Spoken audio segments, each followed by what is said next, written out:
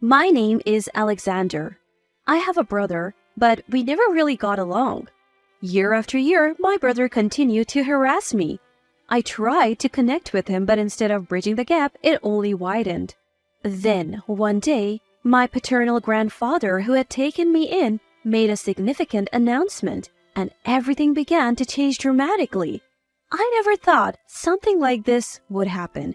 Being a person with ordinary thoughts, I never imagined this situation. When I was young, my parents died in an accident. After that, my paternal grandfather took care of me. He's a strict person, feared even by our family members. Now, our family consists of my grandfather, my brother, and me. My brother Benjamin has always been proud. Since we were little, he's called me dull or slow, and that hasn't changed even now. In fact, it's only gotten worse.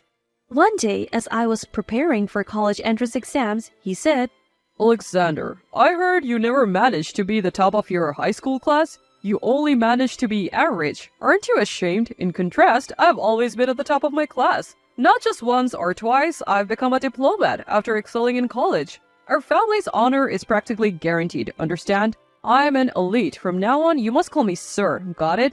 Benjamin, will you stop this nonsense? As a diplomat, you should behave accordingly. You're not acting like this outside, are you? Not at all. Only with him. I wonder, you've always been too arrogant. You'll learn a painful lesson someday. Don't worry, I'm excellent. So that won't happen. Are you getting old, grandfather? I thought this behavior was unthinkable from the brother I knew as a child. Even I thought that was rude. I glanced at my grandfather. I knew that after scolding my brother, he always looked at him with a bitter face. Time passed and I graduated from my desired university without any delays and got a job at the city hall. It's still a tough economy, but I thought that working for the city hall would provide some stability. However, my brother's taunts only increased. I'm home. Hey, you're back? He said, looking at me with contempt. I wanted to avoid this kind of welcome right at the entrance. Usually it would end there, but this time was different. As I was about to enter the house, my brother came close and whispered in my ear, You should just disappear. What? You're a disgrace to our family since you can't get ahead. Better leave before you become an embarrassment, okay? What are you doing there? Nothing at all. Now wash your hands quickly. You're so dull. He said and left. You're a disgrace to our family, so disappear? Finally, he said it. He had always been harsh, but now he looked down on me like this. When we were really young, he was a bit mean but never neglected me. Our mother raised us equally and our father taught us how to be men from that time. Raised by such parents and being blood-related siblings, it only makes me feel sadder. Is it because I've grown tired of being ordinary? Has power changed him? Or is it because of our prestigious family background? In any case, if our father and mother could see my brother now, I wonder how sad their eyes would be. Perhaps my feelings showed on my face for now. My grandfather approached and put his hand on my shoulder. Don't cry. It's truly shameful to cry over something like this. Yes, I'm sorry. It's fine. But it's time to make things clear. Just like it happened with me in the past, it's a strange fate that it's happening again in my grandson's generation. He muttered to himself and walked away. At that moment, my grandfather's face wasn't the usual bitter one, but sharp, dignified, and clearly exuding a sense that he had made some decision. That's how it seemed to me. Time passed, and this day was my grandfather's birthday. Usually, relatives would gather for a quiet celebration, but for some reason, no one was there this time. Only my brother and I were waiting for our grandfather, the guest of honor, in the living room. But there was nothing on the table, not even the usual birthday cake, making it a lonely scene for a birthday. I had prepared a present for my grandfather, but it didn't seem like the right time to give it. Don't you think it's strange? What? Nothing. I was foolish to ask. There was a click and the door opened. When my grandfather entered, we straightened up and quietly looked at him. I was tense, sensing a different atmosphere. Glancing at my brother, I saw a faint smile on his lips. It was as if he knew something. When my grandfather took his seat, he took a deep breath. You've probably already noticed today is my birthday, but I haven't invited anyone. There's more important news. Important news, you say? Yes, it's about taking over the family business. At that moment, my brother's eyes widened, his smile still on his face. It was as if he was saying, I've been waiting for this. As for me, I was just a little tense, thinking the family business will probably be handed over to my brother. If that happened, my brother would undoubtedly cast me aside. Thinking that way made me feel heavy. Finally, I've been waiting. So when do we start the process? Even tomorrow's fine. You are too eager. I haven't told anyone yet. What are you saying? It's obvious, isn't it? The family business will be inherited by me, the eldest son. Am I wrong? Yes, you are wrong. My brother stared at my grandfather, who answered sharply, his smile frozen on his face. Unable to accept what was said, my brother coughed, placed both hands on the table, and leaned forward, eyes wide open. I didn't hear you clearly. Could you say that again? You are unfortunate to have sudden hearing loss at your age, Benjamin. Fine, I'll say it clearly as you wish. You will not inherit the family business. It will be Alexander. Unbelievable! I never thought I would inherit the family headship. I couldn't hide my surprise, though not as much as my brother. Alexander, you will carry on the next generation. We'll handle the inheritance procedures later, that's all. It's a lie. It's a lie. It's a lie. This has to be a lie. My brother's scream echoes through the room. Why not me? Why not me? I have more ability and fame than him. I have connections with influential people. I'm a diplomat in my current job, and he's just a city hall employee. I don't fall short to this disgraceful failure in any way. Do you understand that, huh?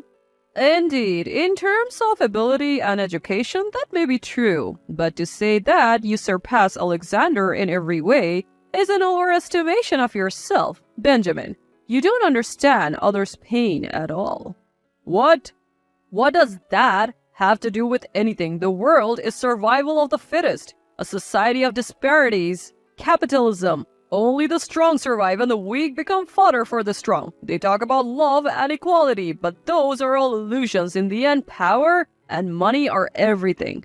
My brother shouts his beliefs in a rage, and my grandfather responds with hearty laughter. I can see my brother's eyes trembling with anger at my grandfather's reaction. Is that really so? I don't think so. Most people who say that and go their own way end up lonely. I can't let someone who's trapped by short-sighted desires and their own greed inherit the family headship. I chose Alexander because he has compassion. Compassion, you say? Yes, as my father used to say, a leader must be someone with ability and respected by others. Ability can be achieved alone through study or anything else, but whether or not you are respected by others is determined by them. How's your work environment now, Alexander? Yes, under the guidance of my seniors, I still have areas to improve after about 6 months, but recently I have been assigned to mentor a new junior colleague. My seniors and bosses say Alexander is good at teaching others, so I'm learning and teaching my junior colleagues what I can. Even though you're still learning, you're in a position to teach others. That's because you have been diligent in your duties, and others see qualities in you that they respect. It may go without saying, but don't forget that heart, okay? And what about you, Benjamin? Hey, oh man, who cares about that? Take back what you said earlier and say I will pass the family business to Benjamin. Silence, boy. My grandfather's eyes sharpened, and with one word, he silenced my brother, who complained loudly. I also felt a chill witnessing my grandfather's intimidation for the first time. My grandfather stood up quietly and confronted my brother. My brother, who had lost his earlier bravado, cowered like a rabbit facing a predator, unable to take his eyes off my grandfather. Benjamin, your arrogance has gone too far. I have overlooked it, hoping that one day you'll understand, but no more. You're a disgrace to our family. From this moment, I sever our family ties. Pack your bags and leave at once. Never show your ugly face to us again. My brother, who had been disowned, clenched his teeth, his eyelids twitching violently, and swallowed the words that seemed to overflow from his throat as he ran out of the room. Tears were in his eyes. Now that the noisy one is gone, let's get back to our conversation. Before that, please take this. I stand up and hand my grandfather a present. Happy birthday. I hope you have a wonderful year ahead. My grandfather looks a little surprised as he takes the present and carefully unwraps it. Is this a pocket watch? Yes, there's a space inside the cover for a photo. I was hoping we could take a group picture today and later put a small version of it in there. But it seems that won't be possible. Ha ha ha. If we did that, the faces would be too small for me to see. Let's save that for future enjoyment. Thank you, Alexander. My grandfather says this with a smile, but his expression quickly turns serious again.